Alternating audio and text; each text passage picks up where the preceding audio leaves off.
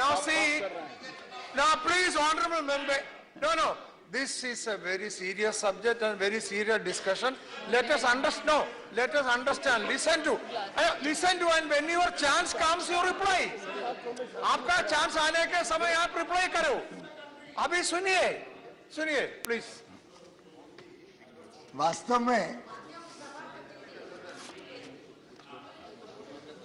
सभापति जी, जिस विषय पर आज चर्चा हो रही है, काले धन के मुद्दे पर, और इस पर अंकुश लगाने के लिए माननीय प्रधानमंत्री जी ने जो काफ़ी महत्वपूर्ण डिसीजन लिया है, तो मैं समझती हूँ कि ये मामला काफ़ी अति गंभीर है, अति संवेदनशील है।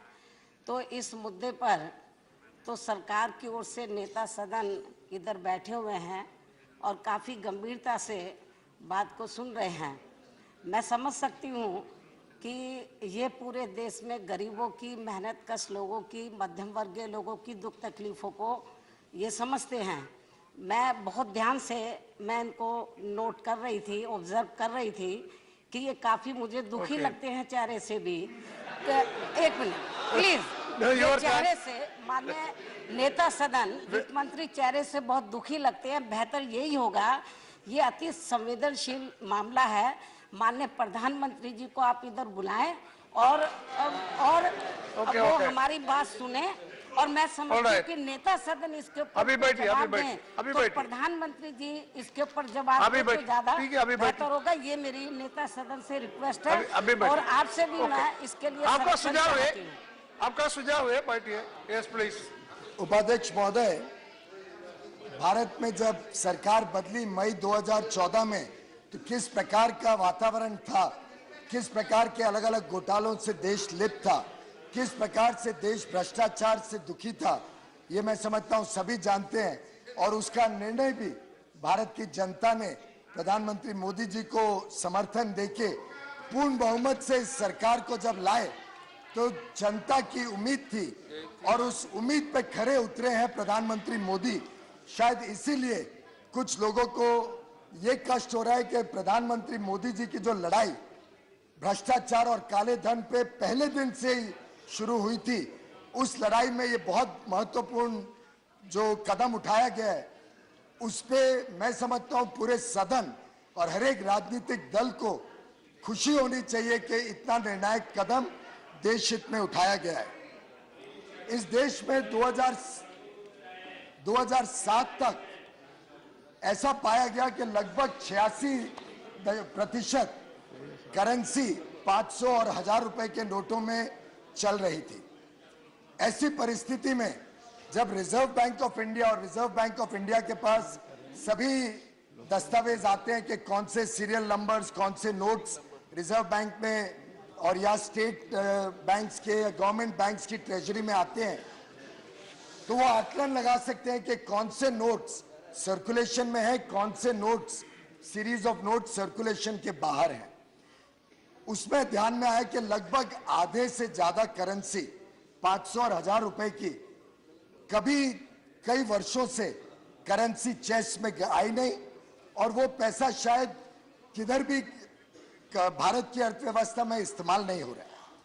उससे आकलन आया कि काफी बड़ी मात्रा में पैसा शायद किधर दबा हुआ है या किसी ने छुपा के रखा है, शायद काला धन है। स्वाभाविक है कि उसका कोई सरकारी फिगर स्पेसिफिक तो हो नहीं सकता है। तो अगर मेरे मित्र आनंद शर्मा जी एक जवाब का बोरा लें।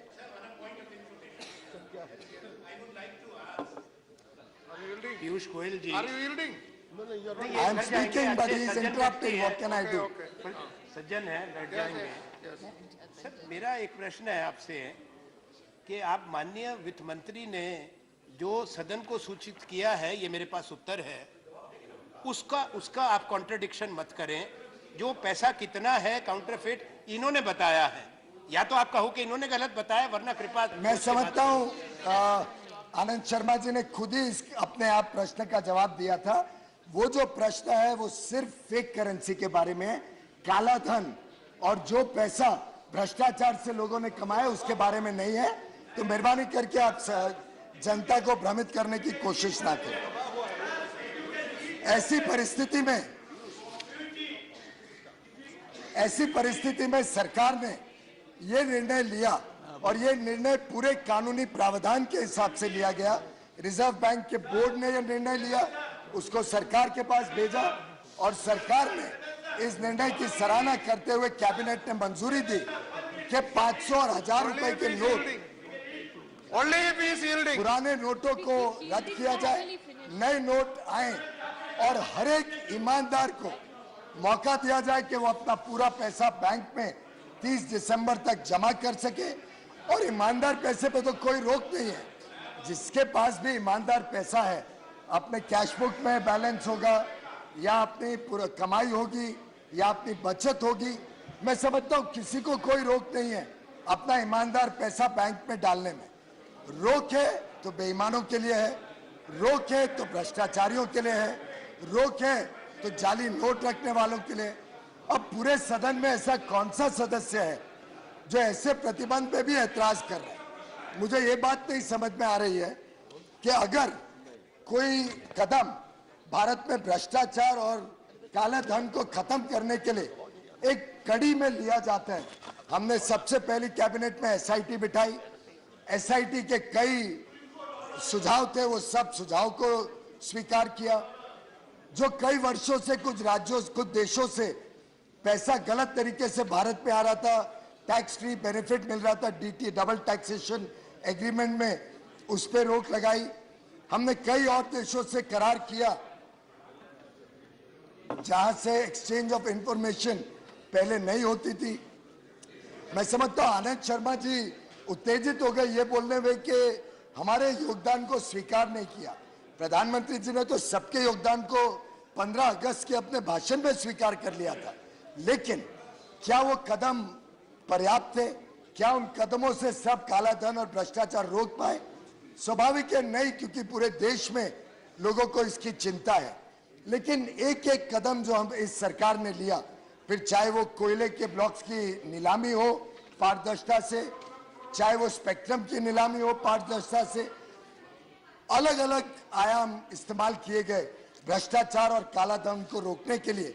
और मैं समझता हूं उसमें ऐतिहासिक महत्वपूर्ण कदम अगर कोई लिया सरकार ने, तो 500 और 1000 रुपए के नोट को बंद करके सभी को मौका दिया कि अपना ईमानदार पैसा बैंक में डालें और बेईमानों को चेतावनी दी कि अब उनके पास जो पैसा इकट्ठा हुआ है बेईमानी का, भ्रष्टाचार का, उसकी कोई वैल्यू नहीं है।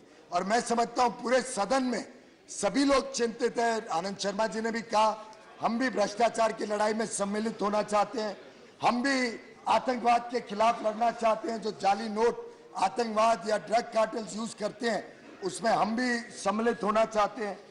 तो मैं समझता हूं ऐसी परिस्थिति में जो भी कदम इस कड़ी में लिए जाते हैं काले धन को रोकने के लिए, उसका स्वीकार पूरा सदन, पूरा देश करे, ऐसी अपेक्षा थी।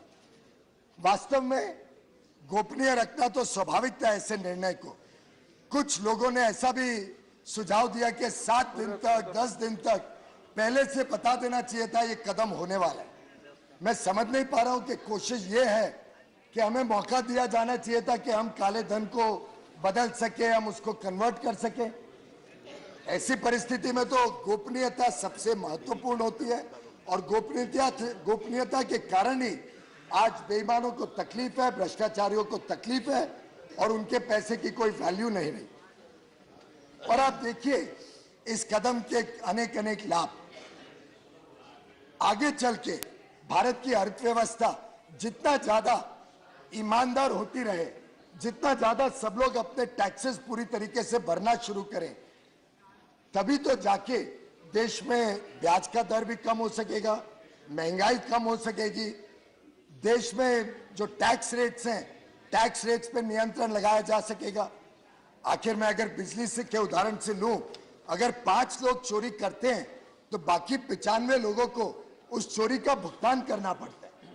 इसी प्रकार से अगर देश के खजाने में, राज्य सरकारों के खजाने में पूरी तरीके से सब लोग अपने अपने टैक्स भरें, तो स्वाभाविक है कि राज्य सरकार, केंद्र सरकार के पास पैसा ज्यादा होगा जिससे वो देश में कल्याणकारी काम कर सके, गरीबों का कल्याण कर सके, किसानों का कल्याण कर सके, महिला शक्ति को और बल देने के लिए उनके लिए नए रोजगार के अवसर मिले, युवाओं का अच्छा हुनर बने, उनको कौशल विकास के अवसर मिले, वैसा काम कर सके।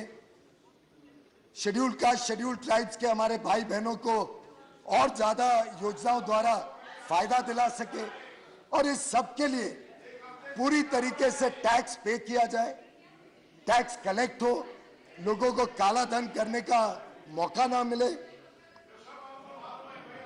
और भ्रष्टाचार मिटाने के लिए एक बहुत महत्वपूर्ण चेतावनी है सब भ्रष्टाचारियों के लिए कि आपका धन सुरक्षित नहीं है, आपके धन पे सरकार नजर रखती है और जब पूरा ईमानदार पैसा बैंक पे आ जाएगा तब अपने आप सामने आ जाएगा कि कितना पैसा काला धन इस देश में था, कितना पैसा बैंक में वापस नहीं आया।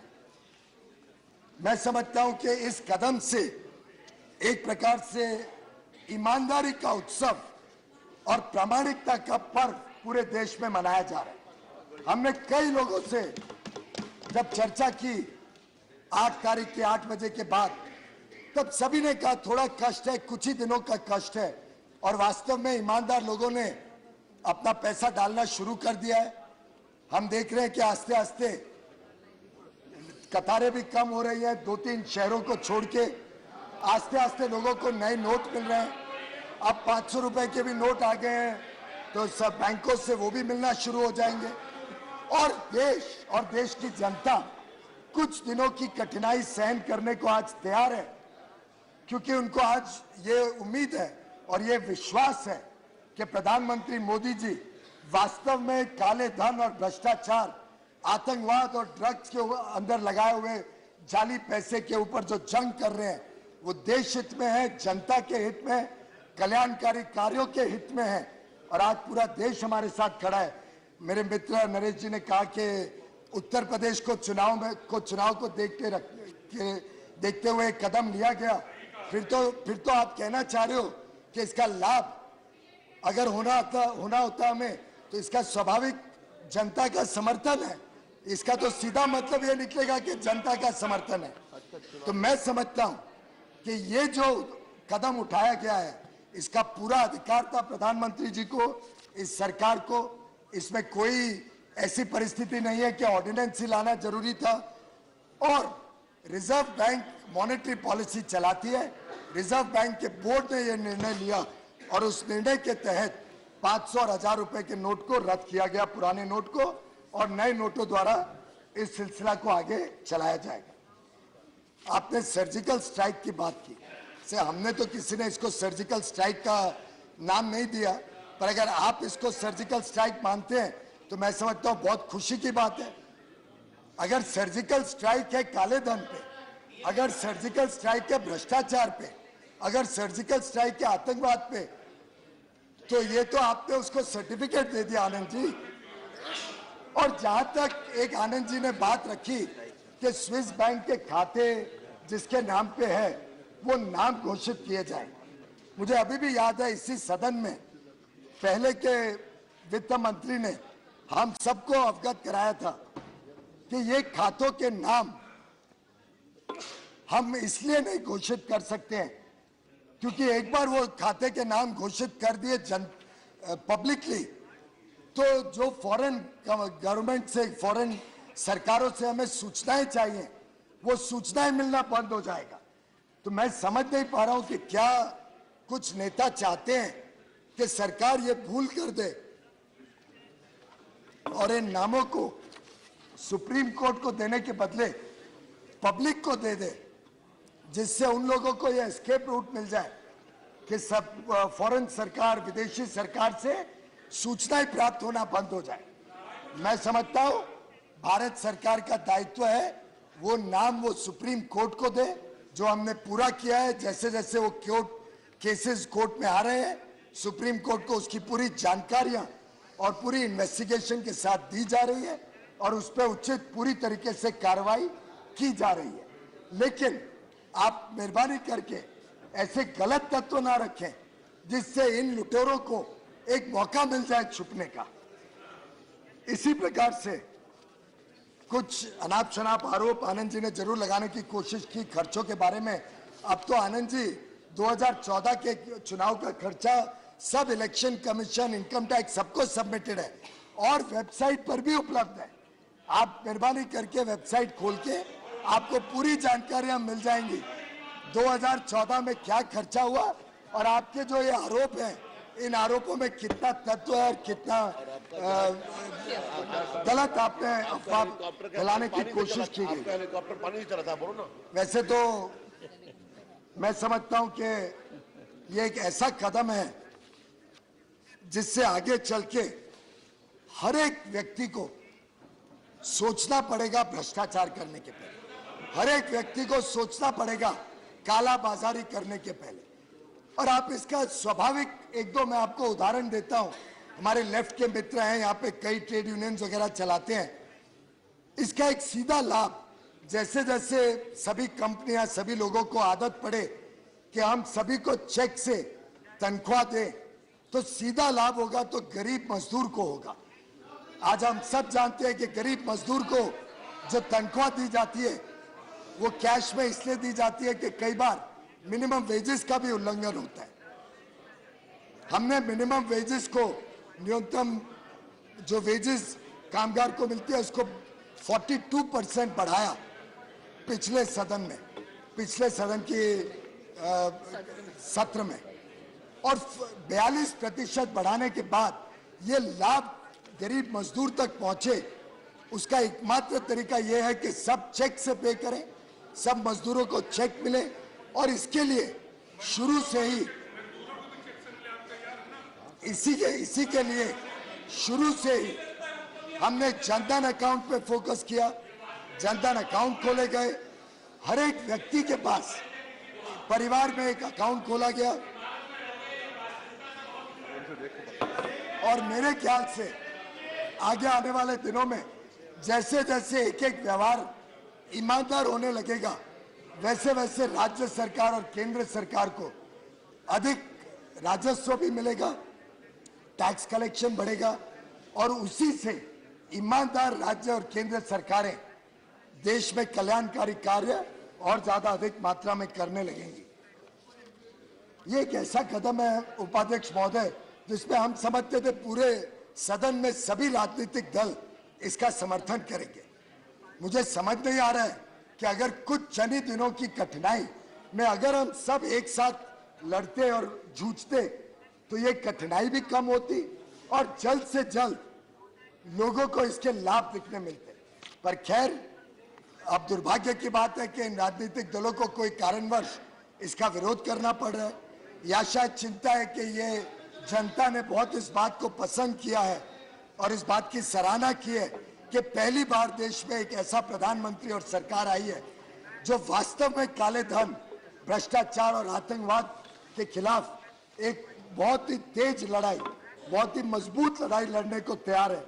और मैं समझता हूं इसमें कोई राजनीति नहीं है, इसमें राष्ट्र और देश का हित का ही काम है।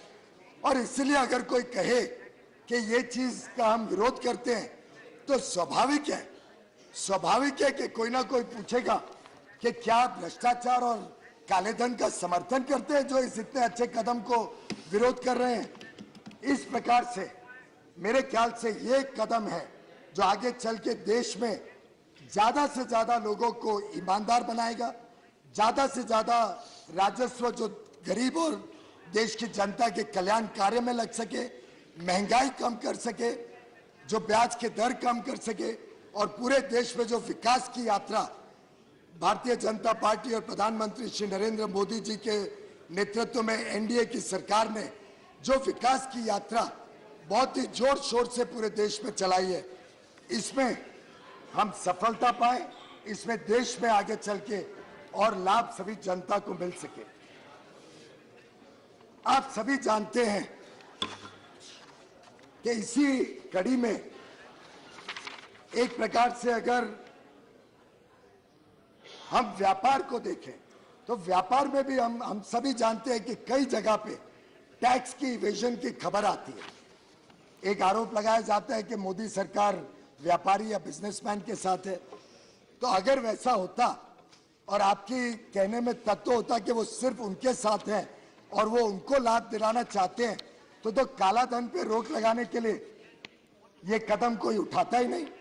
मैं समझता हूं ये कदम उठाने से साबित होता है कि जो भी काला धन करते हैं, जो भी भ्रष्टाचार करते हैं, उनके खिलाफ जंग लड़ने की अगर ताकत है तो वो सिर्फ भारतीय जनता पार्टी और मोदी जी में है।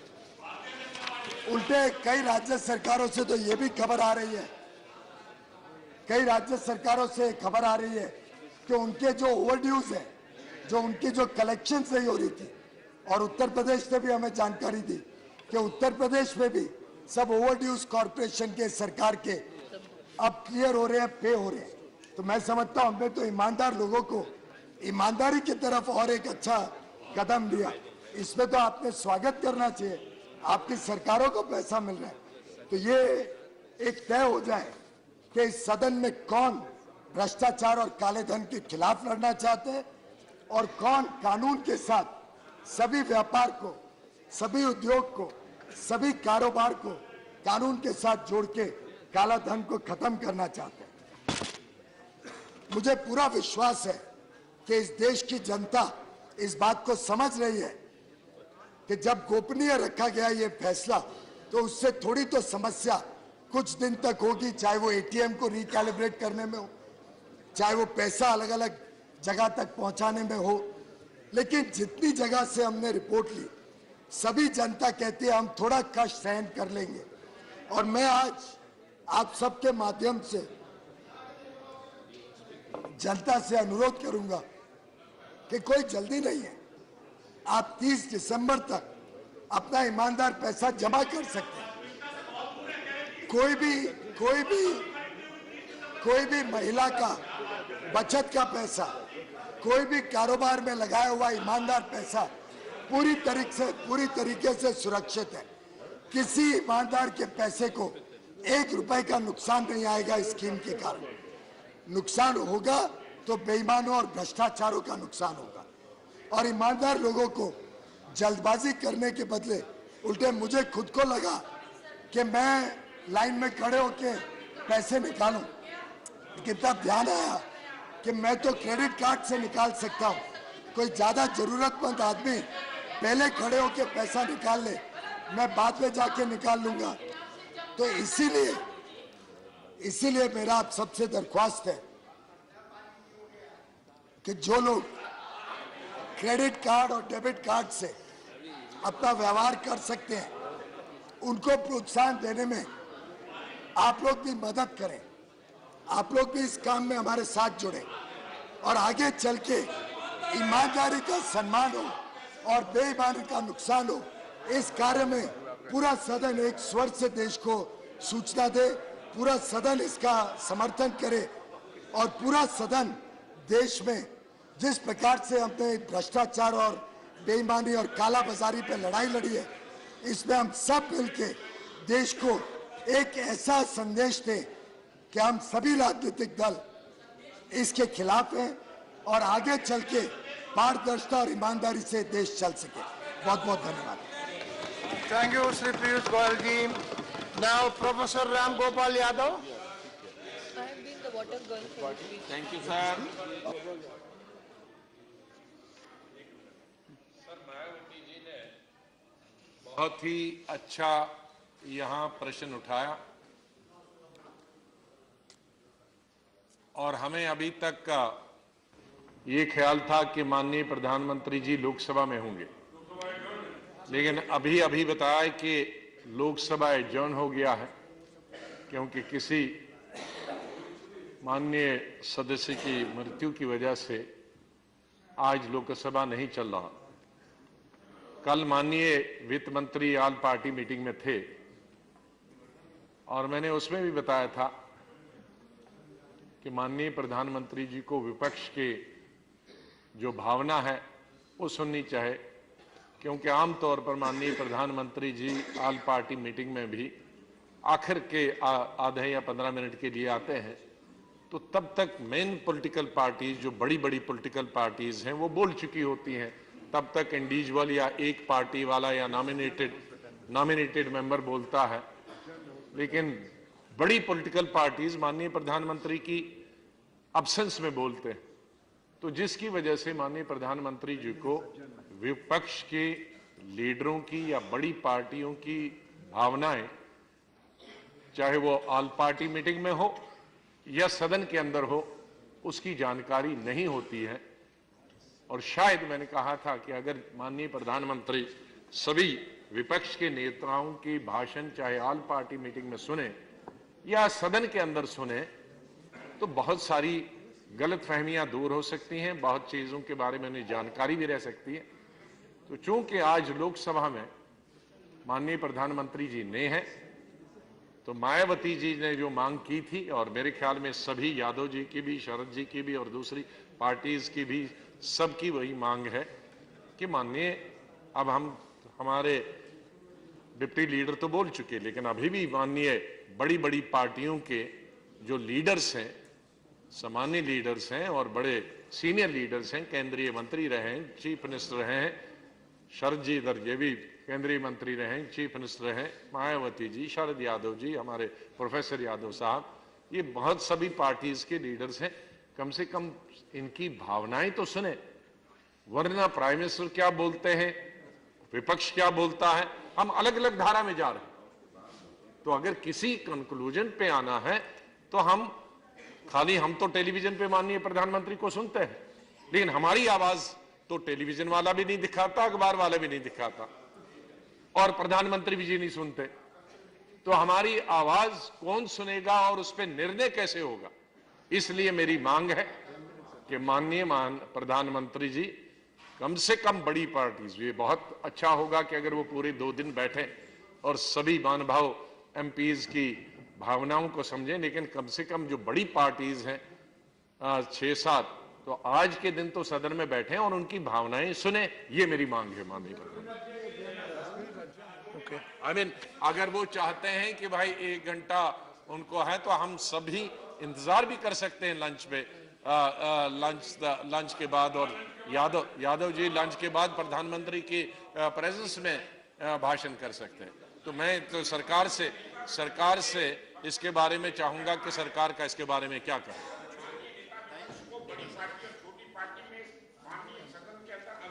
नहीं, मैंने अरे आपकी भी बड़ी पार्टी है। ओके, श्रीमान, बहुत मैंने शुरू ही में, आप अपनी आपकी पार्टी को 6 पार्टी छोटी क्यों समझते हैं? पार्टी का सुनिए, छोटी पार्टी का नहीं सुनिए। आप अपनी छोटी पार्टी को छोटा क्यों समझते हैं? सभी पार्टी का, सभी पार्टी का सुनना है तो अच्छा है। भी है और आपके भी है। चलो, ऑल आर इक्वल। आपने मुझे बोलने का अवसर दिया। मैं 10-12 मिनट बोलूंगा, 1 बजे के बाद मैं वैसे ही नहीं बोलूंगा। उसके बाद जितना चाहो आप बोलिए। अच्छा बोलिए, यादव जी बोलिए। श्रीमान, आपको बहुत धन्यवाद, आपने इस बहुत महत्वपूर्ण मुद्दे पर बोलने का मुझे अवसर प्रदान किया। मुझे ऐसा लगता है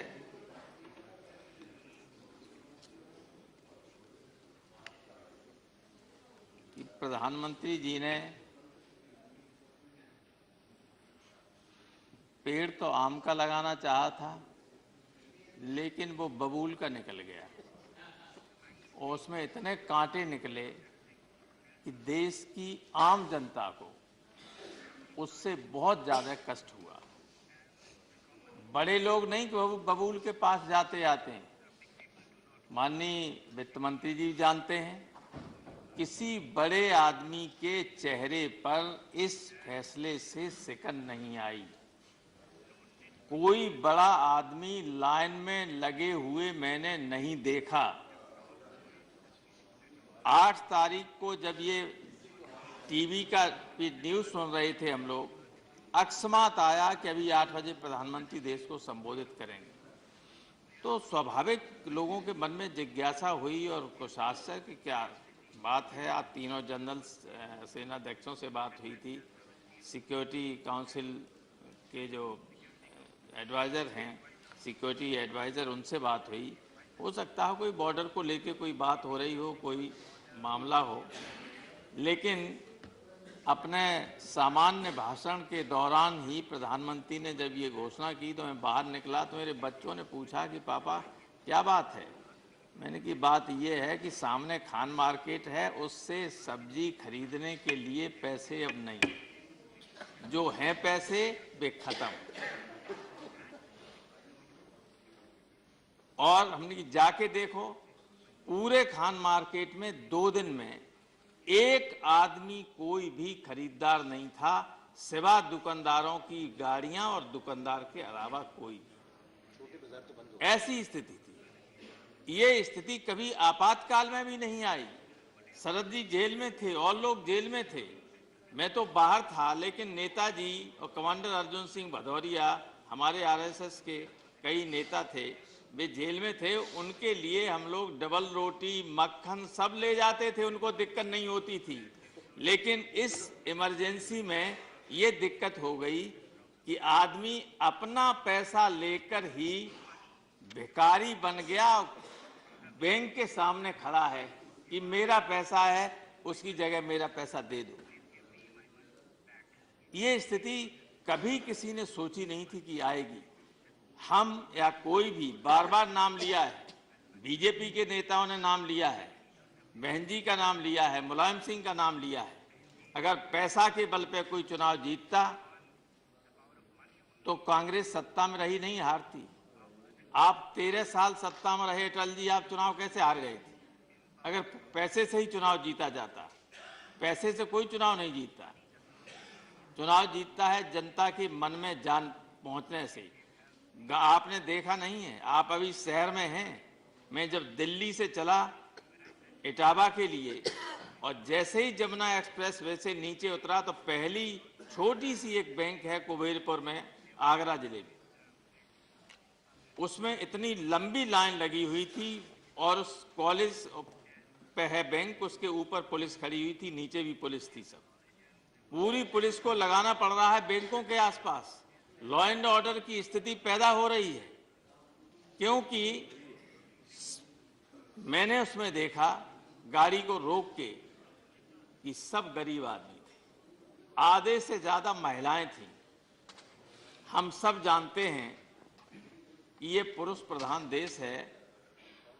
महिलाएं जो नौकरी करती हैं उन्हें छोड़कर, और जो घरेलू महिलाएं हैं, हाउस वाइफ्स हैं, उनको पुरुष पैसा देता है महीने में खर्च करने के लिए, घर चलाने के लिए 500 रुपया। गरीब आदमी है, कोई 1000 रुपया दे देता है, उसमें से महिलाएं 100-200 रुपया बचा लेती।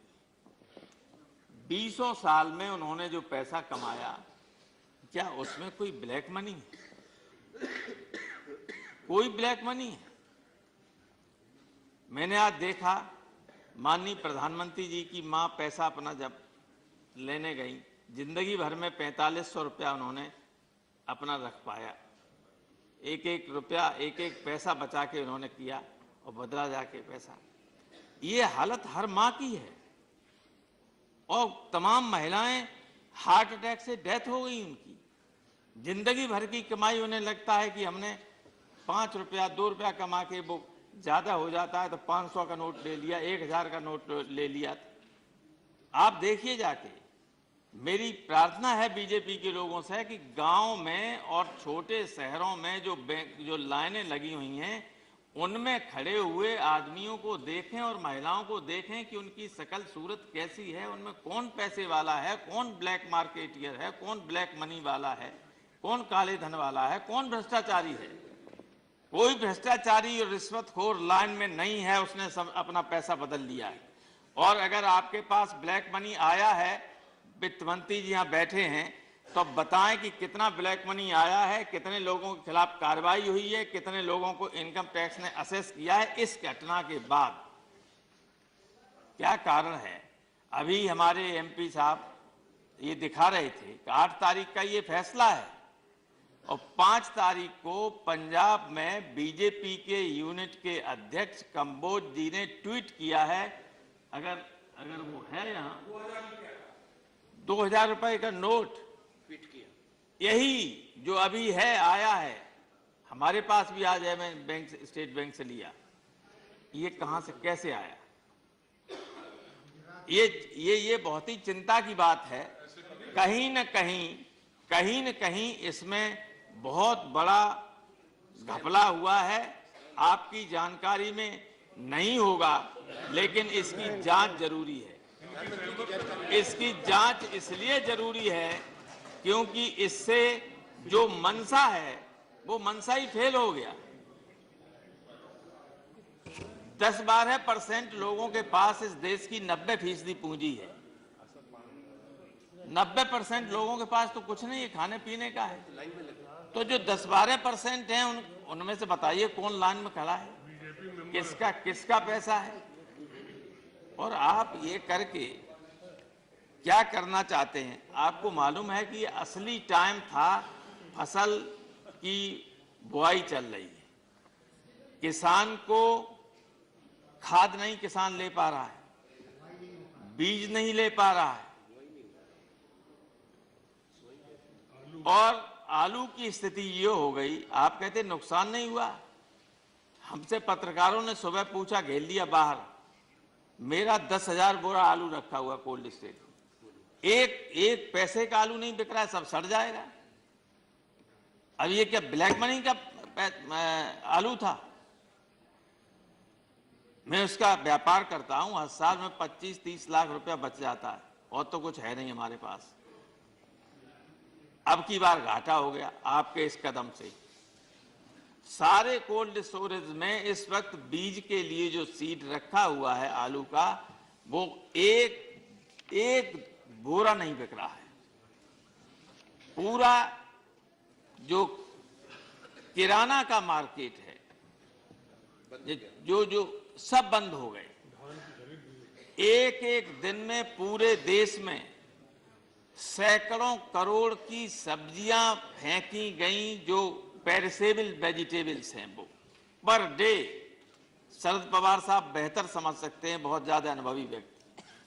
पर डे पेरिसेबल सब वेजिटेबल्स को सड़ गई, फेंकी जा रही हैं, कोई लेने वाला नहीं है, खरीदने वाला नहीं है, पैसा नहीं। और ये कहां से किसने राय दी कि 2000 का नोट छापें? 2000 का नोट आप जाइए गांव में, दिल्ली में कोई बात नहीं, खान मार्केट में चले जाइए, कोई बात नहीं, लेकिन दिल्ली से बाहर जाएं, गांव में जाएं, कोई लेगा ही नहीं, कहेगा साहब हमारे पास छूटे ही पैसे नहीं। और दूसरे, इन बड़े नोटों से को बहुत आसानी से जेब में डाल दीजिए, 2 लाख 4 लाख रुपया लिए चले जाइए, हाथ में ऐसे डाले हुए, और चाहे जिसको दे आई पता ही नहीं चलेगा। इलेक्शन कमीशन भी नहीं ढूंढ पाएगा। पहले ये 9 तारीख से पड़ा। कम्युनिस्ट लोगों के पास पहले आ गया पैसा। सर ये 9 तारीख से पड़ा हुआ है, कोई लेता ही नहीं, कोई नहीं ले रहा, और यही से मिला अपने बैंक से। दूसरे देखिए, मैं जो आनंद शर्मा जी ने बात कही, वो वैसी बातें थी। मैं आपको व्यावहारिक जो दिक्कत है, मैं वित्त मंत्री जी आपको बाद में कुछ सुझाव दूंगा, लेकिन व्यावहारिक दिक्कत यह है कि जैसे जिसके पास ईंट भट्टा का मालिक है, सैकड़ों मजदूर काम करते हैं, उनको रोजाना पैसा दिया जाता है, बेचारों को प्रतिदिन पैसा मिलता है, उससे फिर शाम को वो अपना सब्जी लाते हैं, मसाला लाते हैं, रोटी बना के सब्जी तब खाना खाते हैं। अब वो पैसा देने के लिए नहीं। 86% आपने बंद कर दी, 14% अब 100% को कैसे कवर कर सकते?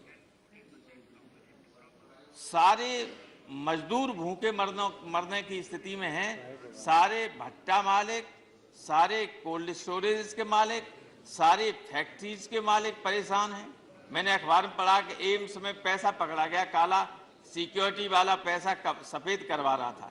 सिक्योरिटी वाला अपने सिक्योरिटी के एम्प्लॉइज को तनख्वाह नहीं देगा, तनख्वाह देने जाएगा तो पैसा ले जाएगा, तो एक आदमी के लिए ले नहीं जाएगा। अगर 800 एम्प्लॉई हैं उसके, तो 800 के लिए तनख्वाह ले जाएगा। आप उसकी गाड़ी को पकड़ लें, ये कहें कि ये ब्लैक मनी है, ये काला धन बांट रहा था, वो तनख्वाह दे रहा है, आप कह रहे काला धन बांट रहा है।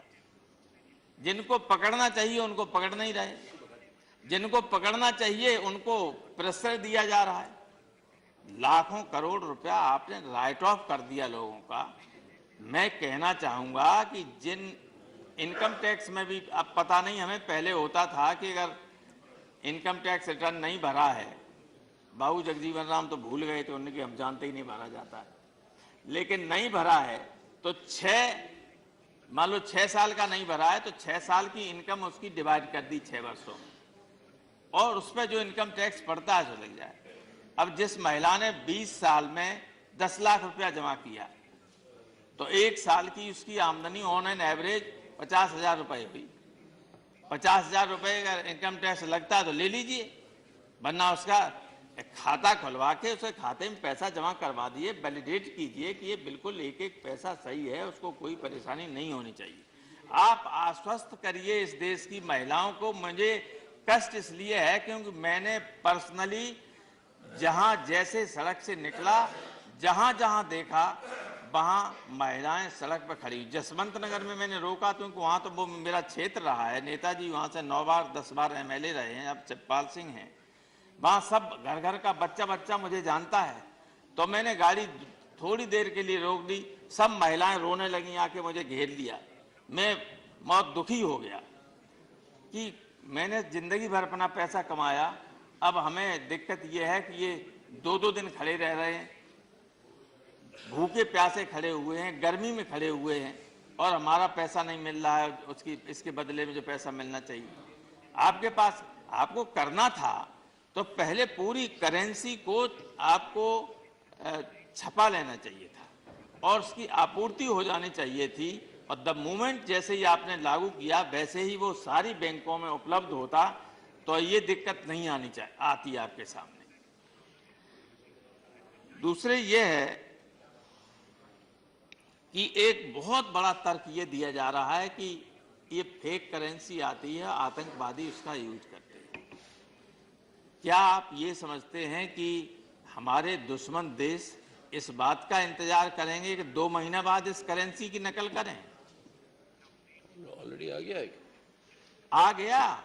बेंगलुरु और आ गया। सबसे खतरनाक चीज ये है कि जब आपके पास, लोगों के पास करेंसी नहीं है, इस वक्त जो नकली करेंसी आएगी उसको आदमी हाथों हाथ ओरिजिनल समझ के ले लेगा, और इतना आसान पूरे देश में करेंसी फैलाना, आतंकवादियों की या फेक करेंसी को फैलाने का कोई आसान समय हो ही नहीं सकता जो ये है इस वक्त।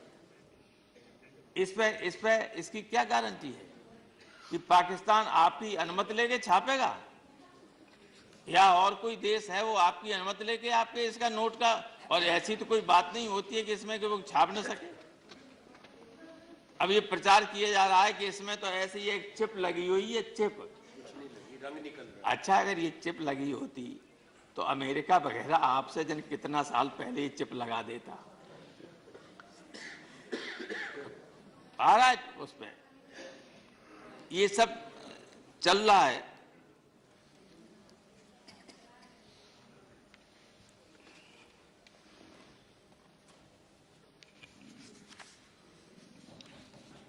ये जो रिश्वत में आता है पैसा, या नशे के व्यापार में या उसमें और गलत तरीके से आता है, इस पे जितनी सख्ती से आप उसको रोक सकते हैं, सारा सदन उसके साथ है, कोई उसका विरोध नहीं करता है।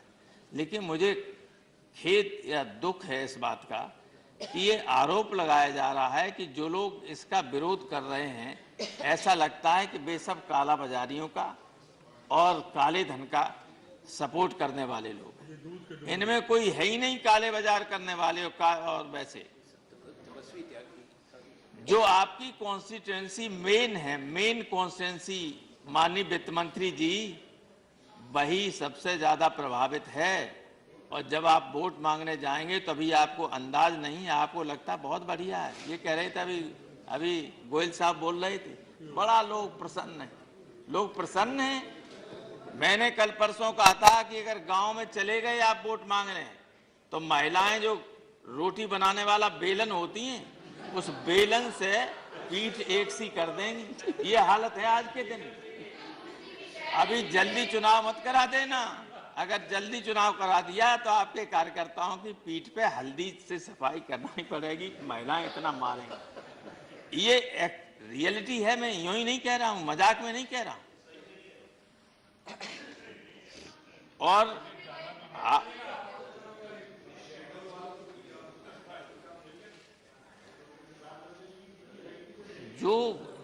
जो पैसा आ रहा है, जो जमा हो रहा है बैंकों में, आपने रिजर्व बैंक के जरिए कोऑपरेटिव बैंक्स पर पाबंदी लगा दी कि आप पैसा जमा नहीं कर सकते। आप जानते हैं कि गरीब और किसान जो है ज्यादातर पैसा कोऑपरेटिव बैंक से लेता है। अब कोऑपरेटिव बैंक पर रोक लगा दी, आप कोई पैसा ले ही नहीं सकते। सोसाइटी पर पूरी 90% किसान कर्ज लेता है कोऑपरेटिव सोसाइटियों से, कोऑपरेटिव बैंक से। उस पर रोक लगा दी गई है कि कोई पैसा नहीं जमा कर सकता है। No, Professor Saab, लोगों को Professor Saab, I think you can